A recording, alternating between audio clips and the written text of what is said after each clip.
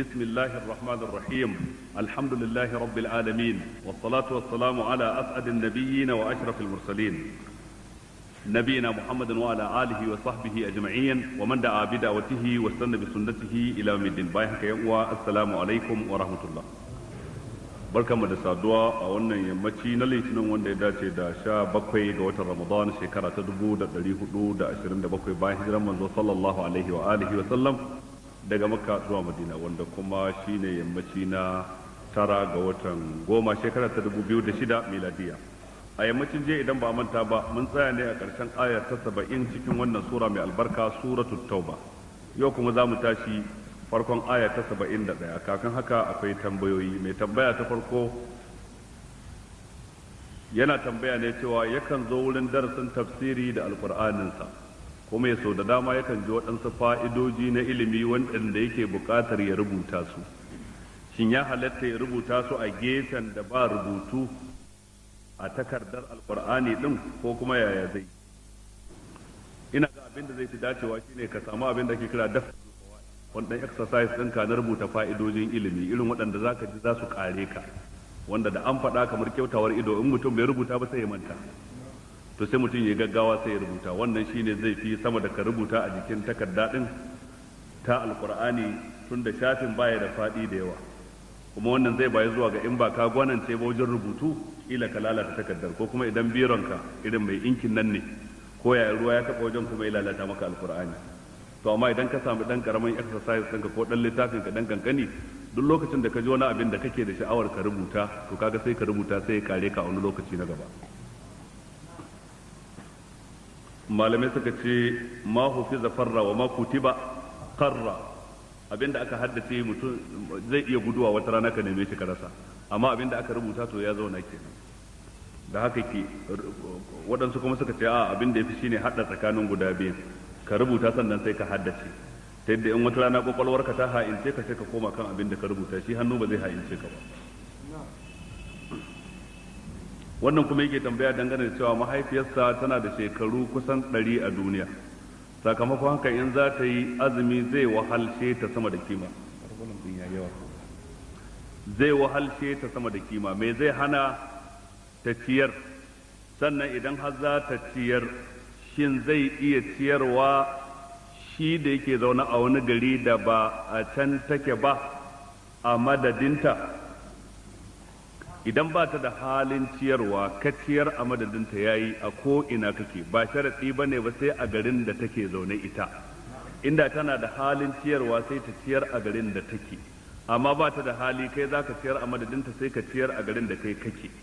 Idan kuma ka tanada ka kai mata ta rinka ciyarwa din ita da kanta, kuma shi ma kuma duk yayi.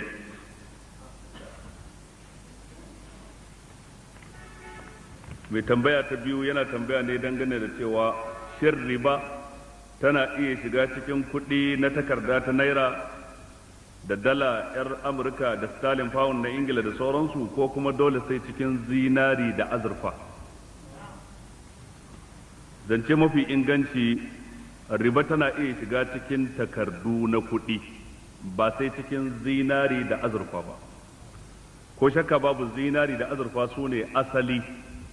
waɗanda aka haramta riba a cikinsu lokacin da za a yi cinikayyarsu,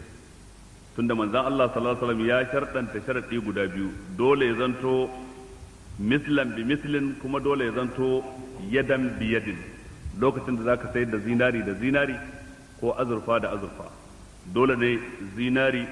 gram 80 in baka kai ma zaka bani zinari gram 80, azurfa gram 80 kai ma zaka bani azurfa gram 40. ko da nawa zinarin an sarrafa shi, an yi yan kunna da shi, an yi awarwaro, an yi sarka, kai kuma naka yanzu aka haƙo shi daga ma'adani amma dai zinari ne, to ba a cewa tun da ni nawa an sarrafa shi gram 80 nashi ya kamata ya zanto a madadin gram 70 naka na wanda ba a sarrafa ba, tunda dai zahab ne bi zahab.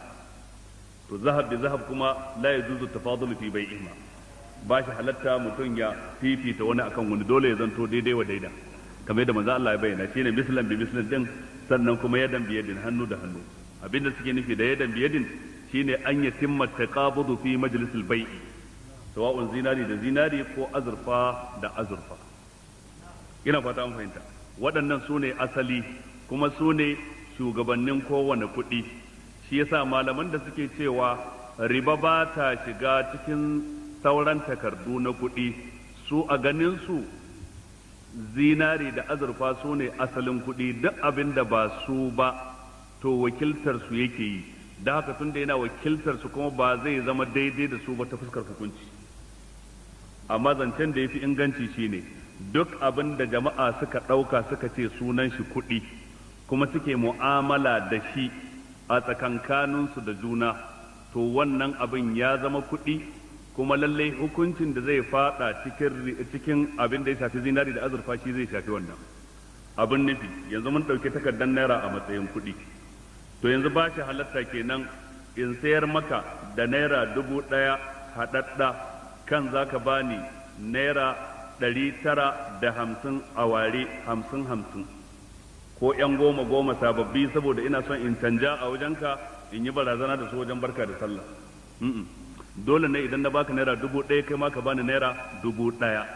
amma in baka naira 1000 kai ka bani 950, duba da cewa ni naira 1000 ce dunkulalliya, kai kuma naka naira 950 ne a ware ko 'yan 10-10 ko 'yan 50-50 ko 'yan naira 100 dan dai kawai sababbi ne naka, ni kuma nawa tsohuwa ce, sai in ce ai haka. Idan muka yi haka mun yi riba. Dole sai ya zanto mislan bi mislin, 1000 na baka kai ma 1000 ka bani, sannan kuma sai ya zanto yadan biyadin, yanzu na mika maka kai ma yanzu ka kirgo ka mika mun, an yatimma taqabudu fi majlisil bai'i, dole ya zanto haka akai. Ina fatan kun fahimta. Amma idan mutum ya ce babu riba a cikin waɗannan, abin nufi ya halatta in baka naira 1000 kai kuma daga baya ka bani 800, ya halatta in baka 1000 ka bani 850 ko 950, to duk wanda ya yi wannan to ya buɗe ƙofar riba. Wannan zance na cewa takardu na kuɗi ko a ina suke banda takarda, ka yau ko wata fata muka je mai ta mage sai muka yi islahi a Najeriya, muka yi ijma'i, muka ce wannan tana da kimar 1000, da haka duk inda aka je kasuwa abin da ake sarwa 1000 ka bayar za a baka, to wannan ta zama kuɗi. Dan abin da ake kallo ita ce as-samaniyya, kasancewar abu farashin haja, ta yadda in ka je ka taya buhun wake nawa aka ce naira 1000 kaza, sai ka kirgo takardun ka bayar za a baka, irin yadda kuma in zinari ka bayar kuma za a baka, irin yadda in azurfa kuma ka bayar kuma za a baka. Idan ka je ka samu turmin atamfa, wannan turmin atamfar yar Ingila nawa aka ce maka naira 3000 kai naira 5000, to shikenan in ka kirgo takardun nan 5000 ka bayar za a baka atamfar, yadda kuma inda zinari za ka kwatanta kimar ka bayar shi ma za a baka, yin azurfa ce za a baka. A ce aikin da zinari da azurfa za su yi maka shine aikin da waɗannan takardu suka yi maka. Da haka hukuncin da ke shiga cikin zinari da azurfa shine hukuncin da zai shiga cikin waɗannan takardu na naira, sawa'un naira ce ko kuma sterling pound ce ko mece ce. Kuma idan har mutum ya ce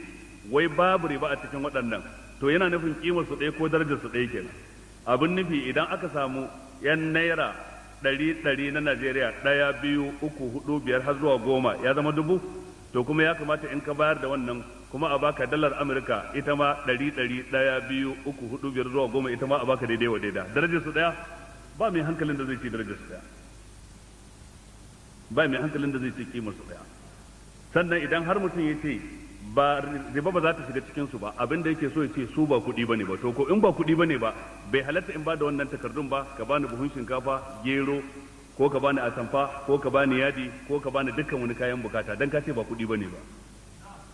Sannan kuma da mutum kenan ba za a yi amfani da su wajen sadaki da ake kaddara shi da rubu'i dinar, ba za kuma a yi amfani da su wajen sata ko naira nawa mutum ya sata, tunda ba kuɗi bane, babu yankan hannu a ciki. Kaga idan mutum ya faɗi wannan fatawar, barnar da zai yi tana da yawa. Da haka wannan magana ce mai rauni, mutum ya ce waɗannan takaddun riba ba ta shiga ciki, magana ce mai rauni daga cikin maganganun malamai. Amma maganar cewa kuɗi ce ita ce magana mai ƙarfi, ko da Sheikhul Islam Ibn Taymiyyah zuwa ga ita yayi ishara a cikin Majmu'ul Fatawa. Idan ka duba juz'i na 30 shafi na 472 da juz'i na 19 shafi na 251 cikin Majmu'ul Fatawa, Ibn Taymiyyah ya yi ishara zuwa ga cewa duk abin da mutane suka yi ittifaki suka ce sunan shi kuɗi, to sunan shi kuɗi kenan. duk abin da ya shafi zinari da azurfa shi ma zai shafe shi wannan abin. Domin yanzu idan ka ce ba kuɗi bane, kana nufin babu zakka a cikin su. Mutum ko miliyan 100 ya mallaka ta Najeriya babu zakka, tunda ba kuɗi bane ba. To kaga wannan barna ce ba karama ba. sai mutum ya jefa al'ummar manzon Allah cikin halaka. Kuma wannan fatawa ta cewa lalle waɗannan takardu daidai suke da zinari da azurfa, tunda abin da ake kallo shine as-samaniyya, kaunuha samanan lis-sila'i wal bada'i, kasance wasu farashi ne na sayan waɗansu hajoji, shi aka kalla, irin yadda zinari da azurfa ke zama farashin sayan waɗansu bukatu ko hajoji. To wannan maganar ita ce hay'atu kibarul ulama a taron su da suka yi na 17 ga watan 4 shekara ta 1393 bayan hijira. Kaga yau shekara 30 da wata 5 tur da yin fatawarsu su Sheikh bin Baz, sa Abdullah bin Qu'ud da sauran manya-manyan malamai na kasar Saudiya kan haka su ma suka yi ijma'i, suka tabbatar da haka wannan takardu daidai suke da zinari da azurfa, ma'ana riba tana iya shiga cikin su, kuma wajibi ne idan mutum ya mallake su fitar da zakka. Kan haka da dama daga cikin malamai a sassanni da dama na duniya irin wanda ake kaddara ilimin su,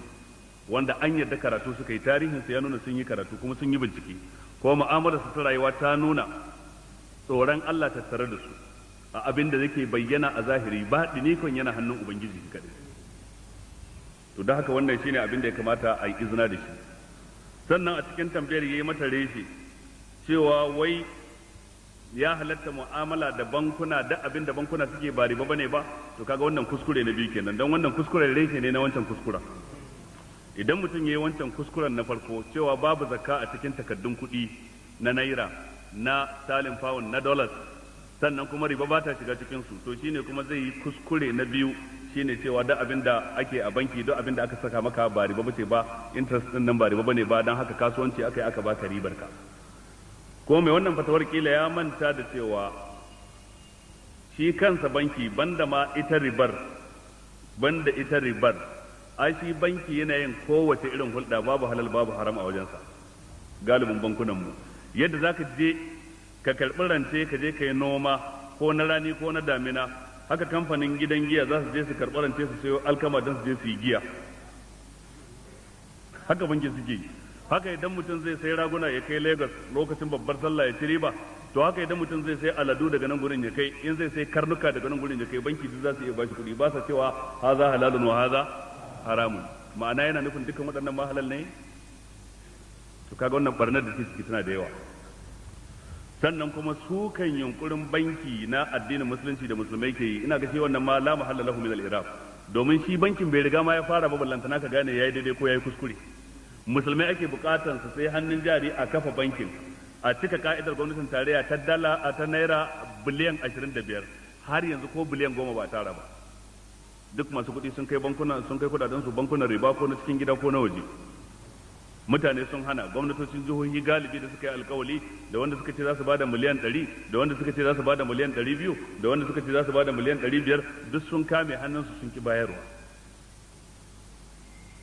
To kaga shi bankin bai riga ma ya fara ba, ballantana ka ce yayi daidai ko yayi kuskure. Da haka ina ganin wannan wani yunkuri ne wanda bai dace ba. Ya kamata mu tsaya mu yi yunkuri na kafa banki na addinin musulunci din namu. Ka yi kuskure ba shine laifi ba, amma ka maimaita kuskure bayan an faɗar da kai shine laifi. Ka yi tuntube ka faɗi ba shine laifi ba, amma da ka faɗi kuma sai ka tsaya a wajen baka yi gaba ba, wannan shine laifi. To bankin bai riga ma ya fara ba, bai riga ya fara ta ba, ballantana ya tuntube ya faɗa ce tashi a ga yaki tashi sannan a soke shi. Ta bai fara ba, irin koyon tafiyan nan, tunda ba riga an sai hannun jarin da aka riga aka kayyade ba. Da haka dai waɗannan al'amurra suna daga cikin manya-manyan al'amuran da idan mutum yana son yawa kansa adalci a fage na fatawa, yakan karanta maganganun waɗanda suka gabace shi. Kuma in ya karanta maganganun waɗanda suka gabace shi, kare ya ɗauki magana shazza, magana da ta fanɗare wa sauran maganganun da suka fi ta ƙarfin dalili, sai mutum ya riƙe ta da hujjar cewa wani ya taɓa faɗin ta a da. Ina ganin wannan kuskure ne, ba daidai bane ba. Allah shirye mu, Allah ganar da mu. Waɗannan takardu da ta ɗaya da ta biyu da ta uku dukkaninsu waɗansu kasidu ne da waƙoƙi da waɗansu ɗalibai suka rubuta. Ɗaya daga cikinsu Usman Abdulmajid daga nan Maiduguri,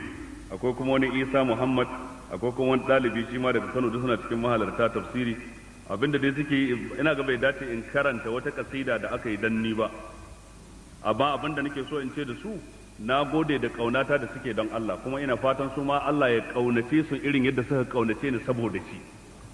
Sannan kuma abin da suke min kyakkyawan zato a kai, Ubangiji ta'ala ya sa ni sama da haka, abinda kuma nake na kasawa da kuskure wanda su ba su sani bai boye gare su ina fatan Allah ya gafarta min shi ya yafe min shi. za mu tashi kan aya ta 71 kamar yadda ubangiji subhanahu wa ta'ala yace wal mu'minuna wal mu'minatu a'udhu billahi minash shaitanir rajim bismillahir rahmanir rahim والمؤمنون والمؤمنات بعضهم أولياء بعض يأمرون بالمعروف وينهون عن المنكر ويقيمون الصلاة ويؤتون الزكاة ويطيعون الله ورسوله أولئك سيرحمهم الله إن الله عزيز حكيم. وبنجي والمؤمنون والمؤمنات ممني ماذا da kuma mummunai mata ba'dhum awliya'u ba'dhin sashin su majibanta juna ne ga sashi ko kace mataimaka ne ga sashi ko kace wato ainihin masoya ne ga sashi domin lafazin alwilaya yana daukar ma'anar an-nusra taimako sannan yana daukar ma'anar al-mahabba wato kauna mummunai sashin su suna son juna ashidda alal kuffari ruhama'u bainahum mummunai suna taimakon junansu sannan kuma alwilaya a wani lokaci takan ɗauki ma'anar alqurb wato kusanci kenan mummunai suna kusantan juna ba sa nesantar juna haka mummunai suke mazansu da matansu ba'duhum awliya'u ba'd ya'muruna bil ma'ruf suna umarni da kyakkyawan aiki wa yanhauna 'anil munkar kuma suna hani daga mummuna al ma'ruf tauhidi kenan da duk abin da ya biyo bayan tauhidi cikin dangogin abin da Allah ya ce ayi ko manzon Allah ya ce ayi kamar yadda al-munkar kuma yana nufin ashirk wal kufr da dukan abin da ya resantu ya bi bayan ashirk wato shirka ko kafirci cikin dangogin abin da Allah ya hana ko manzon Allah ya hana duk abin da Allah ya ce ayi sunan shi ma'rufi duk abin da yace kuma a bari sunan shi munkari ashe ba a tantance ma'rufi da al'adun mutanen gari ko mutanen unguwa dan idan ganin idan mutane abin da suka hango ko suke tsammani ko suke zato shine kyakkyawa aida za a sami kyakkyawa ya sha bamban daga gari zuwa gari daga ƙasa zuwa ƙasa daga unguwa zuwa unguwa ko daga mutum zuwa mutum dan abin da wane ya gani ya burge shi wane zai ce ni ko bai mun ba to kai ka ɗauke shi a matsayin ma'arufi to shi ko bai masa ba sannan shi abin da ya gani ya burge shi kai kuma zaka ce bai maka ba kai ka ɗauke shi a matsayin ma'arufi shi kuma zai ce bai masa ba ashe ba a tantance al-ma'ruf ta hanyar ganin idan mutane tsammanin mutane zaton mutane ko al'adun garin mutane ana tantancewa ne ta hanyar abinda Qur'ani da hadisi suka bada shaidar kasancewarsa ma'ruf ko abinda Qur'ani da hadisi suka bada shaidar kasancewarsa munkar ko da duk gari ba sa so in dai abu Qur'ani da hadisi sun ce ai to ya zama ma'ruf ko da duk gari suna yi in dai al-Qur'ani da hadisi sun hana to wannan abin ya zama munkari to mummunai duk yadda suke ya'muruna bil ma'ruf abinda Allah da manzo suke so shi suke umarni da shi wa yanhauna 'anil munkar kuma suna hani daga munkari wa yuqimuna salata suna tsayar da sallah wa yu'tuna zakata suna bayar da zakka wa yuti'una Allah wa rasula sannan kuma suna da'a ga Allah suna da'a ga manzon tsira annabi Muhammad sallallahu alaihi wa alihi wa sallam lafazin yuqimuna salata da yu'tuna zakata malamai suka ce abinda ake nufi da sallah anan ita ce sallah ta farilla kamar yadda azzaka ana nufin zakka wadda take ta wajibi waɗansu daga cikin malaman suka ce a'a ana nufin sallar nafila da kuma sadaka ta nafila suka ce domin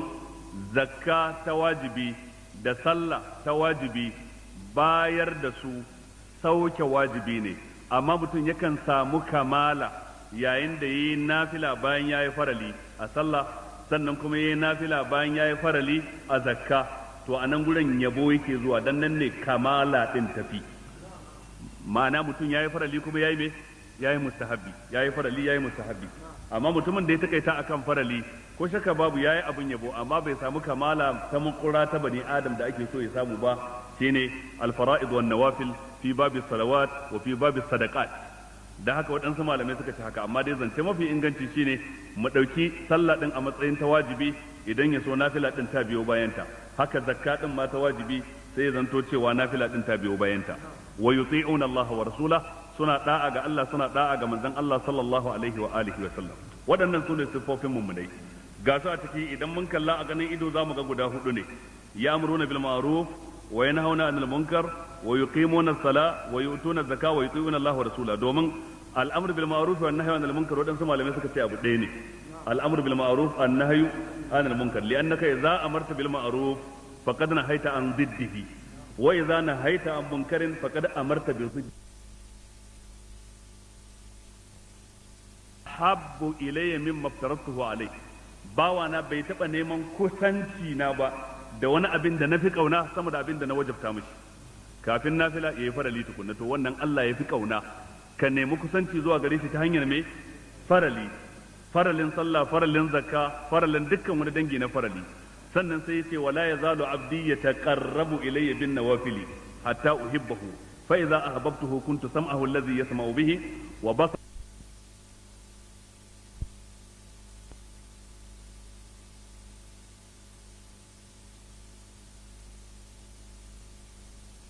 wa rijlahu allati yamshi alaiha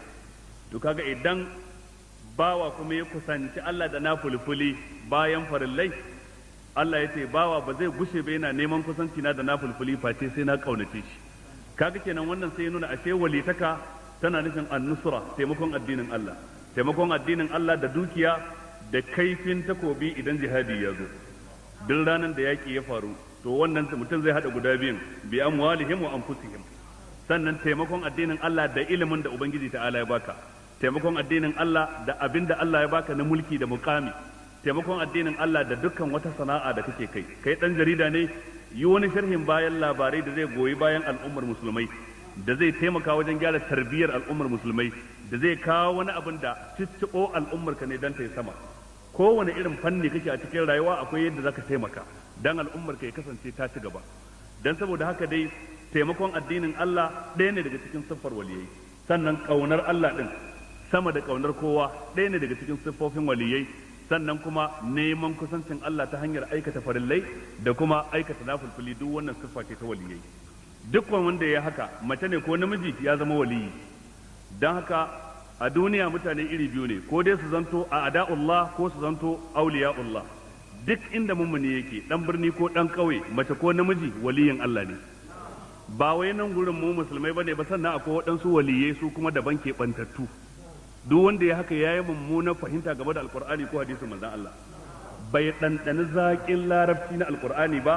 bai ɗanɗani irin abin da ke cikin hadisan manzon Allah sallallahu alaihi wasallam ba don bayi iri biyu ne ko dai mu zai to aduwallahi ko zanto me waliyullahi ubangiji ta'ala ya kore walitakar mutan maka dangane da ɗakinsa an gane ko ya ce wa ma kanu awliya'a sai ce me in awliya'uhu illa almuttaquna walakinna aktharuhum la ya'lamun an ce da su ma kanu awliya'uhu su ba waliyan dakin Allah bane ba dan saboda me saboda su ba su imani da Allah ba sai Allah ya ce in awliya'uhu waɗanda suke waliyansa sune me almuttaqun kaga sai aka tabbatar da dukkan muttaqi wato kenan yana cikin waliyan Allah to wannan muttaqi din zaka iya in muka baka wata rajista zaka iya lissafe mana sunan masu takawa ballantana ka ce ga adadin waliyye ga farkon waliyye ga khatimul auliya'i ma'ana kana nufin daga wane a matsayin sa na khatimul auliya'i Allah baya da sauran wali a ban kasa har an dade kasa duk mutane ko dai mutum ya zama wali ko ya zanto aduwi kafirai Allah ya ce musu ada'ullah wa iddu lahum mastata'tum min quwwatin wa min ribatil khair turhibuna bihi aduwallahi wa aduwakum ku da aka ce turhibuna aduwallahi ku kun zo me kenan awliya'ullah يا أيها الذين آمنوا لا تتخذوا عدوي وعدوكم أولياء يا وأن سكي إيماني كركو لكي ɗan adawata ‘yan adawa da ku a matsayin waliyai a ce ku da aka ce kar ku rike su a matsayin waliyai su ‘yan adawa ne to ku kuma kun zama me kun zama waliyai kuma kar ka manta a can an ce in awliya'uhu illa almuttaqun an kawo takawa a nan an ce ya ayyuhal ladzina amanu la tattakhidhu aduwwi an kawo imani wanda wannan guda biyan su aka hada a suratu yunus ala inna awliya allahi la khawfun alaihim wa lahum yahzanun allazina amanu wa kanu yattaqun imani da takawa shine walitakar babu suna babu adresi ba maganar ya zo da bagadada ko ya zo daga Morocco ko daga gari kaza ko daga ina ne imani ala inna awliya allahi la khawfun alaihim wal allazina amanu وكانوا يتقون إن أولياؤه إلا المتقون يا أيها الذين آمنوا لا تتخذوا عدوي وعدوكم أولياء سنة الله ولي الذين آمنوا الذين إن اسم الموصول يا شافي دكا وندي فرت كلمة شهادة الله ولي الذين آمنوا يخرجهم من الظلمات إلى النور والذين كفروا أولياؤهم الطاغوت يخرجونهم من النور إلى الظلمات أولئك أصحاب النار هم فيها خالدون ولي الذين آمنوا إنما وليكم الله ورسوله والذين آمنوا الذين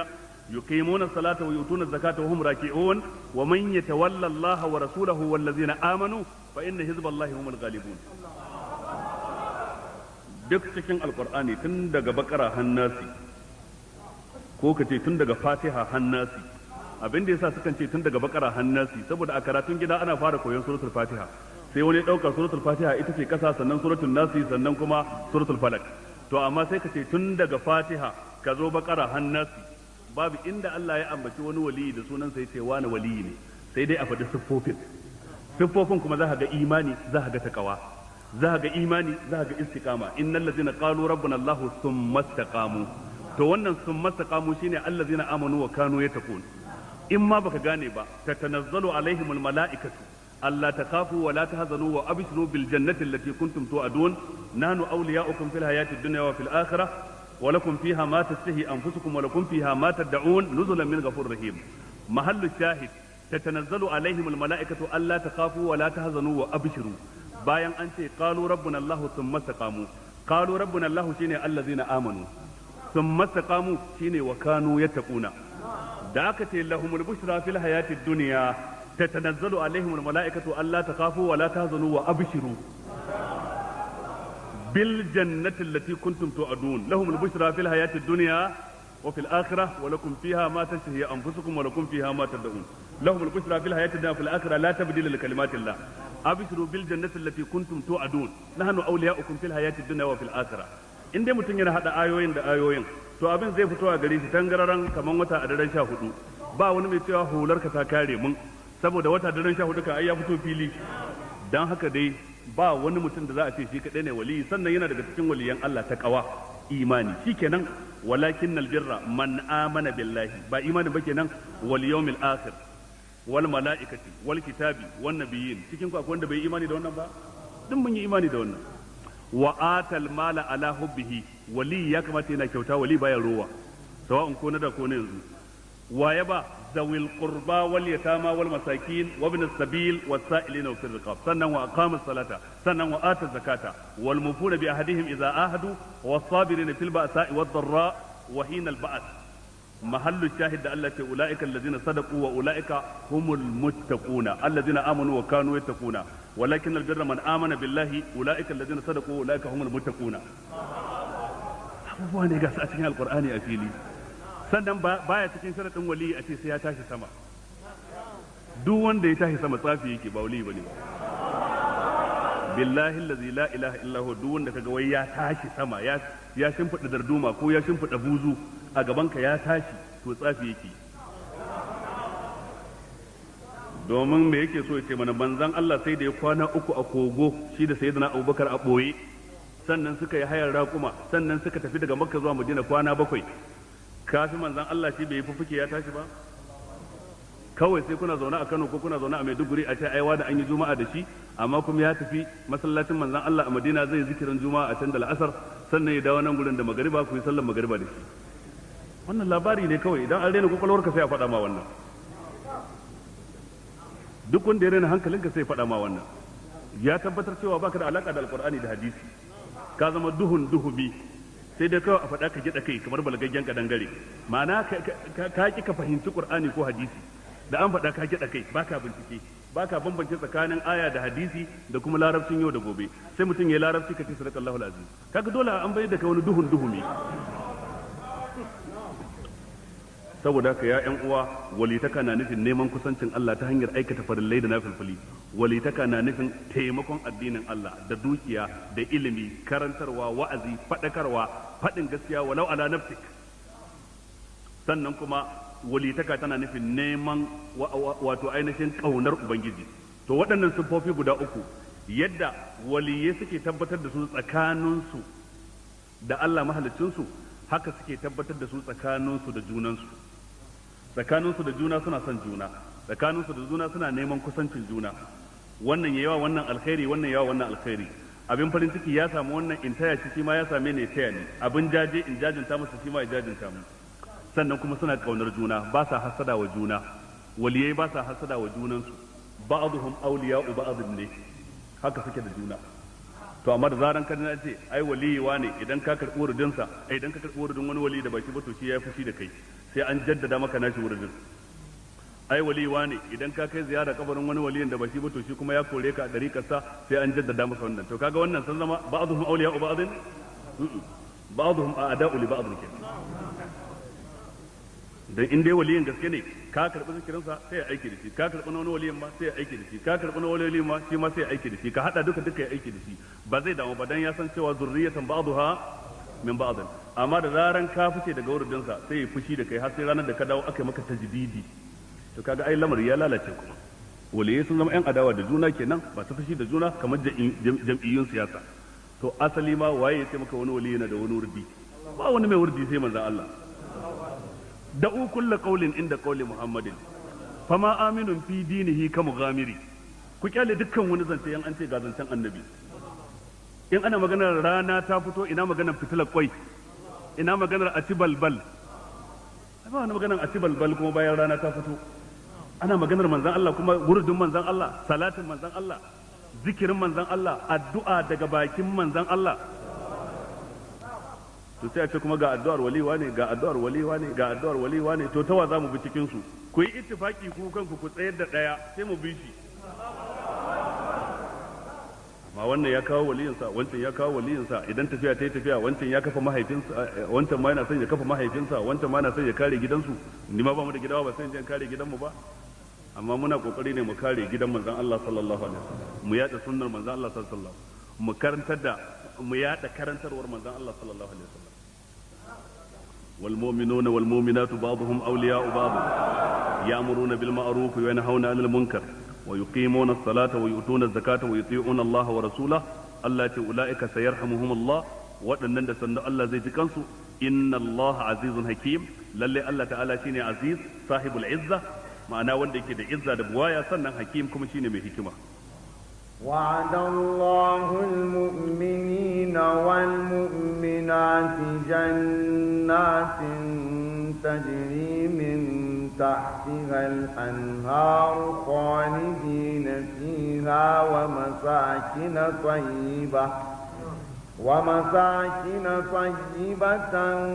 في جنات عدن ورضوان من الله أكبر ذلك هو الفوز العظيم. وعد الله المؤمنين والمؤمنات وبنجي تعالى يا القولي ga mummunai maza da kuma mummunai mata mai yi musu alƙawali jannatin tajri min tahti al-anhar aljannatai lafazin jannat jam'i ne na aljanna aljanna kuma yana nufin lambu domin sinadarin jimin da nunun guda biyu janana wanda shine idan ka haɗe su kai idgami zaka ce janna wannan sinadarin duk inda ya je ya komo cikin larabci yana kai komo ne a ma'anar ɓoyuwa. Idan mutum ya shiga cikin lambu rassa da bishiyoyi da ganye da dausayin wajen yakan ɓoye shi yasa aka kira mutum wurin aljanna. Aljanu kuma muke kiran su aljin wato aljanu saboda mai ɓoyuwa suke ido baya ganin su. Ina fata an fahimta. Daga nan kuma jariri da ke ciki tunda shi ma ba a hangen shi sai ta hanyar na'ura ta zamani ake kiransa janin. Falamma janna alaihi al-layl ra'a kawkaban ma'ana bishiyoyi ne manya-manya masu rassa masu ƴaƴa masu daɗi ga ruwa na zirga-zirga a ƙarƙashin su sune jannatin. Wa'adallahu al-mu'minina wal mu'minati jannatin tajri min tahtiha al-anhar wato ƙoramu na gudana ƙarƙashin bishiyoyin ko gine-ginen da ke cikin gidan aljanna. Khalidina fiha za su dawwama a ciki babu mutuwa babu tsufa. Wa masakin tayyiba ga kuma wuraren zama masu daɗi a ɗabi'ance masu daɗi a shari'ance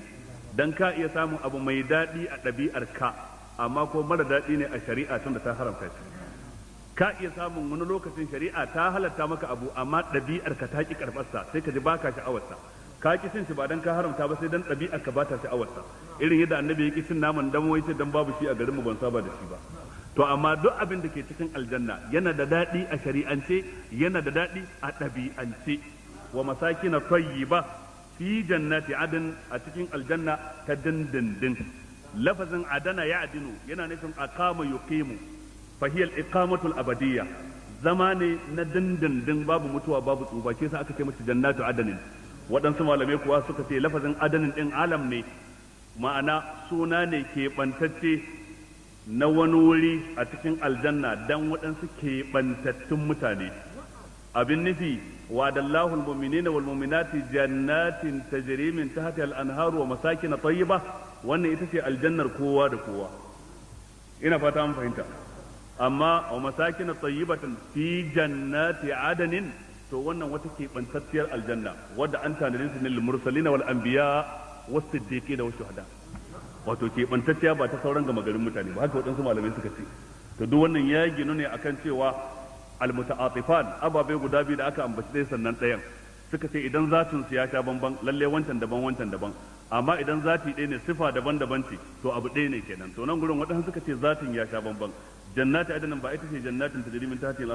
al-anharu ba, wata ce daban kenan. Waɗansu kuma suka ce duk abin ɗaya ne, siffa ne kawai. Wa ridwanun min Allahi akbar, yarda daga ubangiji subhanahu wa ta'ala, to kuma ita ce tafi komai ma daɗi, ta ma fi shiga aljanna din daɗi.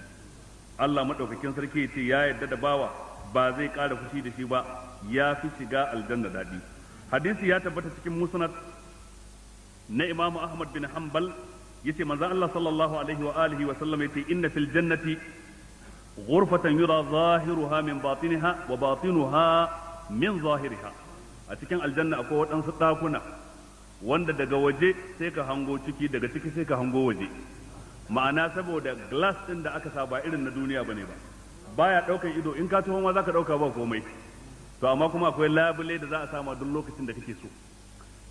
akwai katifu na shimfiɗa, zarabiyu mabasusa, ga ababai na kishin gida, muttaki'ina fiha alal ara'iki la yarawna fiha shamsan wala zamharira, ga bishiyoyi da suke kasa wadaniyatan alaihim zilaluha wa dhullatu qutufuha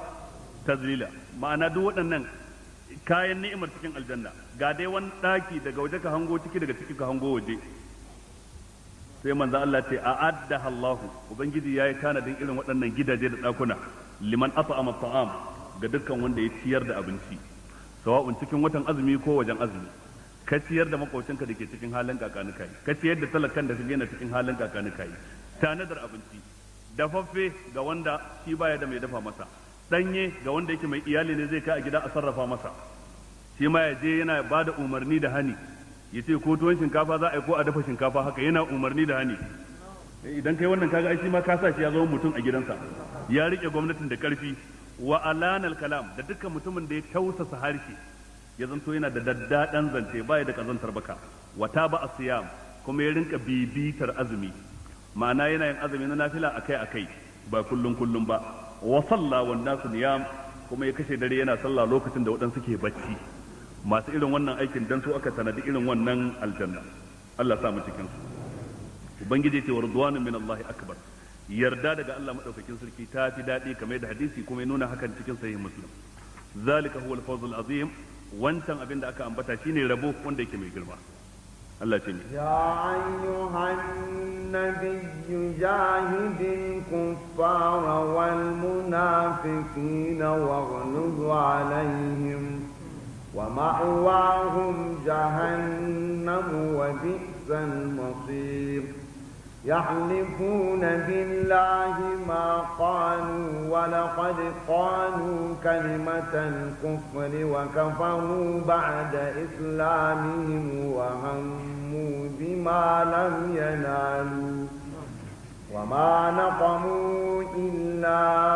أن أغناهم الله ورسوله من فضله فإن يتوبوا يك خيرا لهم وإن يتولوا يعذبهم الله عذابا أليما في الدنيا والآخرة وما لهم في الأرض من ولي ولا نصير. Ubangiji ce ya ayyuhan nabiyyu, ya kai wannan annabi, wannan kamban girma kenan da Allah ke kiran manzon Allah da shi ko yace ya ayyuhan nabi ko yace ya ayyuhar rasul balligh ma unzila ilayka min rabbik wa in lam taf'al ma ballaghta risalata ya ayyuhar rasul la yahzunka alladhina yusari'una fil kufr ko yace ya ayyuhan nabi jahidul kuffar ya ayyuhan nabi lima tuharrimu ma ahalla Allah lak tabtagi mardata azwajik ya ayyuhan nabi inna arsalnaka shahidan wa bashiran wa nadhira ko kuma ya ambace shi da al-muzammil ya ayyuhal muzammil ko al-muddassir ya ayyuhal muddassir qum fa anzir amma annabi Ibrahim aka ce nadainahu an ya Ibrahim kada saddaqata ru'ya ma'ana aka kiraye shi da sunansa ya nuhu innahu laysa min ahlik aka kiraye shi da sunansa ya salihu aka kiraye shi da sunansa ya shu'aibu duk kowanne da sunansa amma manzon Allah ya ayyuhan nabi ya ayyuhar rasul ya ayyuhal muzammil ya ayyuhal muddassir ya kai wannan annabi mai girma jahidul kuffar ka yaki kafirai wal munafiqina da munafikai waghluz alaihim ka kausasa harshe akan su wa ma'awahum jahannam makomarsu ita ce wutar jahannama waɗansu daga cikin malamai suka ce jahidul kuffara a nan gurin yaki kafirai bisaifi wa sinan ta hanyar takobi ta hanyar tsinin mashi amma wal munafiqina kuma bil hujjati wal bayan ta hanyar hujja ta hanyar bayani tunda manzon Allah bai zare takobi ya yaki munafikai ba wannan haka sirarsa ta nuna kaga wanda ya kalli ayar ba tare da ya koma sira ta annabi ba to kila sai ya fahimci cewa annabi ya yaki munafikai da takobi irin yadda ya yaki kafiran makka da takobi wanda kuma ba haka bane ba an ruwaito magana daga Ali bin Abi Talib yace suratul tauba ta sauka ne ko kuma yace Qur'ani ya sauka ne da takobi iri hudu takobin farko ta mushrikai fa idan salakhal ashhurul hurum faqatul mushrikeena haythu wajadtumuhum wa khuzuhum wahsuruhum wa qawdu lahum kull marsad kaga wannan mushrikai kenan takobi ta biyu ta ahlul kitab qatilul ladina la yu'minuna billahi wala bil yawmil akhir wala yuharrimuna ma harrama Allah wa rasuluhu ولا يدينون دين الحق من الذين اوتوا الكتاب حتى يعطوا الجزيه عن يد وهم صاغرون takobi ta uku ita ce ta kafirai ya ayyuhan nabiyyu jahidul kuffara wannan ayar kenan takobi ta hudu ita ce ta albughatu yan tawaye musulmi ne amma suka yi tawaye suke yakar sauran yan uwansu musulmi ubangiji ta'ala ya kawo wannan a cikin suratul hujurat wa in ta'ifatan min almu'minina qatatalu fa aslihu بينهما فإن بغت إحداهما على الأخرى فقاتلوا التي تبغي حتى تفيء إلى أمر الله za a yaƙe su da tsinin takobi da tsinin mashi da kaifin takobi har sai an dawo da su tafarkin Allah sai an dawo da su sunnar manzon Allah to wanda yake da ikon yace a yaƙe su shine imam amir khalifa daga cikin khalifatul muslimin daga cikin khulafa'ul muslimin karkashin sa ne ake gane waɗancan sun yi tawaye ba daidai suka yi ba da haka sai a yaƙe su dan a dawo da su kan daidai dai da aka kyale abin a haka to idan na kafa kungiya ka fita sai in ce kayi tawaye in halattawa sauran mabiya na cewa mu yake ka kaga wannan sai ai barna kai ma an ka kafa kungiya na fita sai ka ce nayi tawaye sai ka halattawa mabiyan ka cewa su dauki kan sakali su yake ni to kaga wannan sai a mayar da ayar alqur'ani abun wasan yara kenan kowa ya ja yadda ya ga dama ya fassara ta yadda ya ga dama baya duba tarihin annabi baya duba tarihin sahabbai baya duba maganganun sahabbai kawai ya fassara a yadda ya masa zaki a rai to kuma wannan barnar da mutum zai yi lokacin da ya dauki wannan salon ta fi amfanin da zai iya kawowa Allah ya tsare mu jahidul kuffara wal munafiqina waghluz alaihim wa ma'awahum jahannam waghluz alaihim wadansu malamai suka ce ta yaya ubangiji ta'ala zai ce waghluz alaihim bayan Allah ya tsarkake annabi sallallahu alaihi wa alihi wa sallama cewa bai da gilza yace walau kunta fazzan ghalizal qalbi lam faddu min hawlik fa'fu anhum wastaghfir lahum wa shawirhum fil amr fa idza azamta fatawakkal ala Allah inna Allah yuhibbul mutawakkilin sai waɗansu malamai suka ce ai wannan maganar cewa annabi ya zanto mai tausasawa ana nufin game da wanda bai saba ma ubangiji ba game da wanda bai kangare ma ubangiji ba amma in mutum ya kangare wa ubangiji dole sai an yi masa wani nau'i na gilza gwargwadon sabawar gwargwadon tsananin gilza din kausasawar ta iya kaiwa a kashe shi idan ya kashe rai ai nau'i ne na gilza ta iya kaiwa a yi masa bulala idan ya zanto cewa kazafi yayi nau'i ne na gilza ta iya yiwa a yaƙe shi kuma a halatta dukiyarsa ta zama ganima ya ayyuhal ladzina amanu qatilul ladzina yalunakum minal kuffari wal yajidu fikum ghilza wa alamu anna allaha ma'al muttaqin amma da aka ce walau kunta fazzan ghalizal qalbi ana nufin game da sahabbansa mummunai sahihai salihai baya kausa musu tunda Allah ya ce waqfid janahaka liman ittaba'aka minal mu'minin wato ka sassauta fukafukan ka zanto mai tawadu game da waɗanda suka bi ka cikin mummunai wa ma'awahum jahannam wato su kafirai makomarsu ita ce wutar jahannama wa bi'sal masir tir da makoma idan ta zanto ita ce wutar jahannama yahlifuna billahi ma qalu munafikai kenan suna rantsuwa da Allah wallahi ba su faɗa ba Allah ce walaqad qalu kalimatal kufri tun ko sun riga sun faɗi kalmar kafirci wa kafaru ba'da islamihim sun kafirta bayan musuluncin su wa hammu bima lam yanalu sun himmatu da aikata abin da ba su ci nasararsa ba shine waɗansu daga ciki suka so wato ainihin su cutar da annabi ko su kashe shi ko su zaburar da doki raƙumin da yake kai dan raƙumin ya faɗi da shi ya faɗi idan ya so ko ya mutu ko ya lahani sai ubangiji ta'ala ya jefa tsoro a cikin zukatansu ba su ci nasarar yin wannan ba to daga baya da aka laikar da annabi sirrin su suka zo suka rinka rantsuwa da Allah cewa su ba su ce kaza ba kuma su ba su yi kaza ba yahlifuna billahi ma qalu wa laqad qalu kalimatal kufri wa kafaru ba'da islamihim wa hammu bima lam yanalu wa ma naqamu illa an aghnahum Allah wa rasuluhu min fadlihi ubangiji ta'ala ce wa ma naqamu ba abinda suka tsana illa an aghnahum Allah ko ba abinda suka kyamata kawai sai dan an aghnahum Allah wa rasuluhu min fadlihi Allah da manzansa ya wadatar da su daga falalarsa Allah ya wadatar da su daga falalarsa manzan Allah ya wadatar da su daga falalar Allah subhanahu wa ta'ala to malamai suka ce wannan salo ne daga cikin salon magana a babin balaga suna kiransa cewa ta'kidu dhammi bima yushbihul madha wato zargi da abin da a ganin ido yayi kama da yabo an gane ko wato ana zargin mutum da abin da a ganin ido kamar yabo ne wa ma naqamu babu abin da suka kyamata illa an aghnahum Allahu wa rasuluhu min fadli to da Allah idan mutum ya kyamaci cewa Allah ya bashi falala wannan mutumin abin yabo ne ko abin zargi abin zargi ya kyamaci falalar Allah a kansa abin zargi ne ko abin yabo duk mutumin da ya zama haka ya zama abin zargi yaya Allah zai maka falala sai ka tsani wannan falalar da Allah ya maka wannan ya zama abin zargi to sai aka ce wa ma naqamu babu abin da suka tsana illa an aghnahum Allahu wato a yadda aka fito da zancen kamar ayabe su amma ko menene zargi ne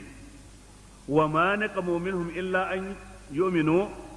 billahi wa ma tanqimu minna illa an amanna bi ayati rabbina lamma ja'atna ba abin da ka gani abin tsana a wurin mu sai dan mun yi imani da Allah to mai imani da Allah sai zama abin tsana ya zama abin tsana ya zama abin zargi qul ya ahlal kitabi hal tanqimuna minna illa an amanna billahi yanzu ko ahlul kitabi akwai abin da kuke tsana a wajen mu in kawai ba dan mun yi imani da Allah ba shine abin tsanar ku a wurin ku to wanda ko duk ya tsana wanda ya imani da Allah wannan abin da yayi abin zargi ne ko abin yabo abin zargi ne ma'ana ta akidu dhammi bima yushbihul madha wa ma naqamu illa an aghnahum Allah wa rasuluhu min fadli fa in yatubu yaku khairan lahum idan da za su tuba to da yafi alkhairi a gare su wa in yatawallaw amma idan suka juya baya suka ki karbar da wa'azin da ake musu suka ki yadda su karbe shi to me zai biyo baya yu'azzibuhum Allahu azaban aliman Allah zai musu azaba mai radadi fi dunya wal akhirah a duniya da lahira a duniya azabar da za a yi musu shine za su yi ta ganin musulunci na ci gaba su kuma ba sa so su ga sunnar annabi na ci gaba su kuma ba sa so su ga koyarwar annabi na ci gaba su kuma ba sa so kaga ai nau'i ne na azaba abinda baka so ya faru yana faruwa ba wanda yake cikin takeici illa baya son gaskiya ta bayyana kuma gaskiya tana bayyana zuwa yake ya hana ido barci kai wanda kai faɗi gaskiya ka je ka kwanta kana ta barci har da mun shari shi kuma ya je kwanta yana takeicin yaya zai yi ya hana mutane fahimtar wannan gaskiya kaga a wannan nau'i ne na azaba yu'azibuhum Allahu azaban aliman fi dunya wal akhirah a duniya da lahira wa ma lahum fil ardi min waliyyin wala nasir sannan ba su da wani waliyi majibincin lamari wala nasir ko mataimaki fil ardi a ban kasa domin Allah madaukakin sarki shine mai taimakon waɗanda suka yi imani so ko ba su yi imani ba ballantana Allah ya taimake su aya ta gaba minhum man ahada Allah la in atana min fadlihi lanasaddaqanna wa lanakunanna min as-salihin falamma atahum min fadlihi بخلوا به وتولوا وهم معرضون وعاقبهم نفاقا في قلوبهم إلى يوم يلقونه بما أخلفوا الله ما وعدوه وبما كانوا يكذبون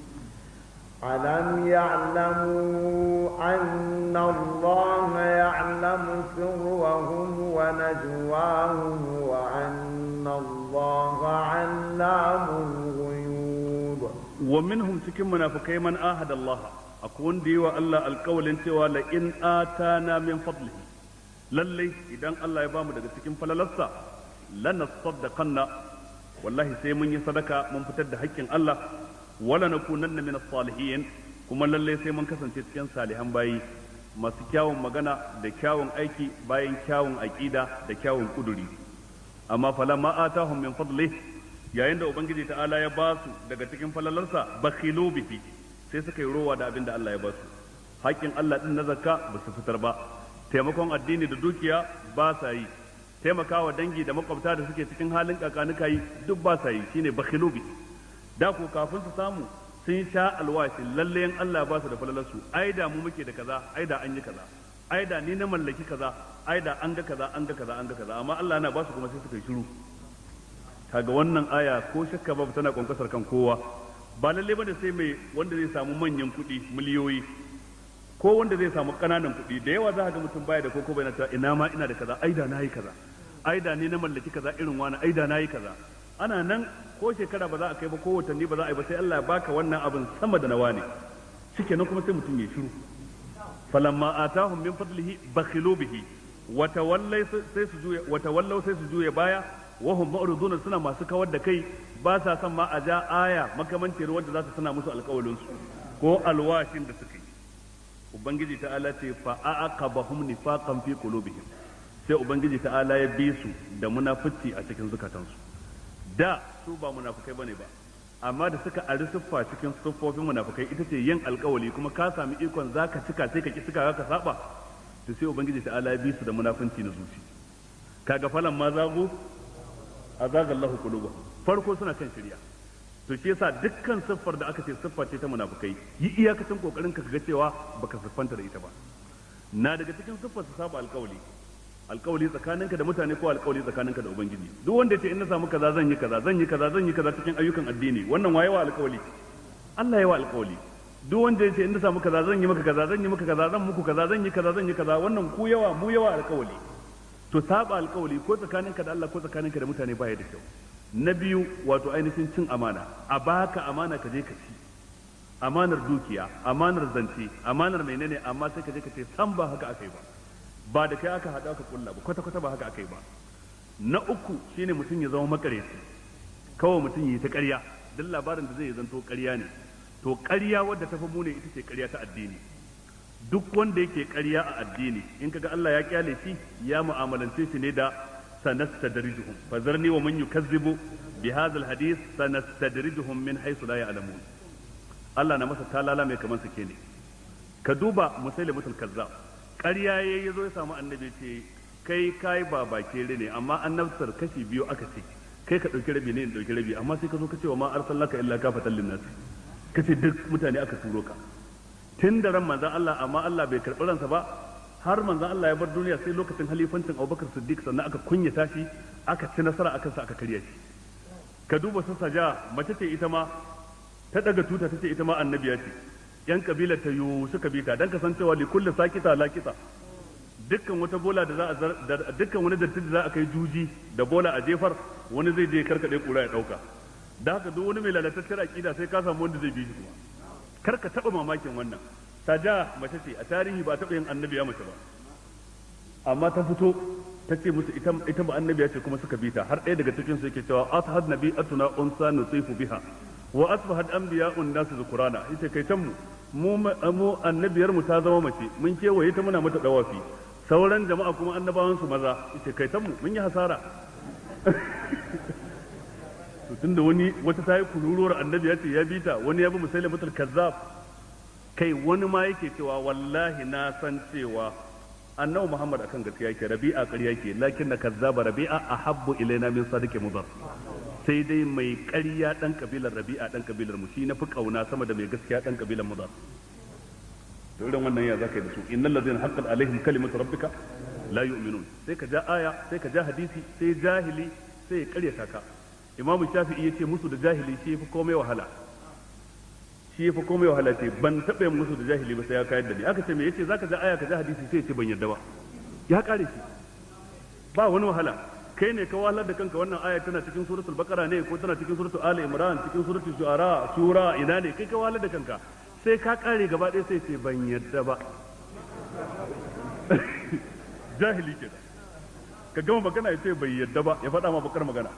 kai kake da ikon ka ja aya shi baya da ikon ya ja kai kake da ikon ka yi hadisi shi baya da ikon yayi kai ka san yadda zaka yi li'irabi shi ba zai iya yi ba kai ka zaka iya fitar da waɗansu maganganu na malamai karkashin aya shi ko yana nan dinkin amma sai ka karanta sai ce bai yadda ba shikenan ta faru ta kare an yi wa mai da mai tsaye saka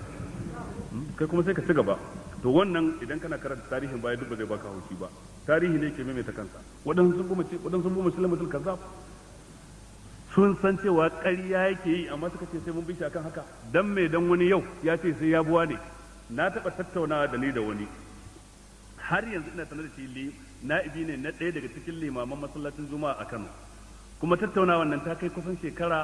19 wajen 1987 ne muka tattauna ya riga ya san ya je ƙarshe bango ba abin da zai faɗa yace kai wallahi ko da wane da nake cewa shi nake bi yoyo ya dawo duniya ya ce shi bai yadda ba ni ina nan kan wannan abu ya faɗi sunan wani wali to ya zaka da shi yana nan kuma na ibn limamin juma'a ne a Kano kila yanzu yana jina kuma ya san ba ƙarya nake masa ba kuma inda na ga dama sai in faɗi sunansa amma ni ba dan takife bane a koyaushe ko ba haka ba fa aqabahum nifaqan fi qulubihim ubangiji ta'ala sai bi su da munafici a cikin zukatansu tunda suka yi munaficin aiki sai bi su da munafincin zuci kaga sakamakon munafincin mai baka wallahi ƙarya tana da hadari ƙarya game da addini ita tafi komai hadari kai ƙarya game da Allah game da manzon Allah game da hukuncin Allah game da hukunci dokar manzon Allah ba fita gidanku bace yana da sauki kai mun ƙarya na tattauna da kai kace ban tattauna da kai ba ka tattauna da wannan kace ban tattauna da kai ba na hadar kai da zuka ce ƙarya ne baka taba gani na ba baka san mazanan da ke fuskata ba wannan mai sauki ne amma kaiwa Allah ƙarya kaiwa manzon Allah ƙarya kai to wannan ce fa komai hadari a duniya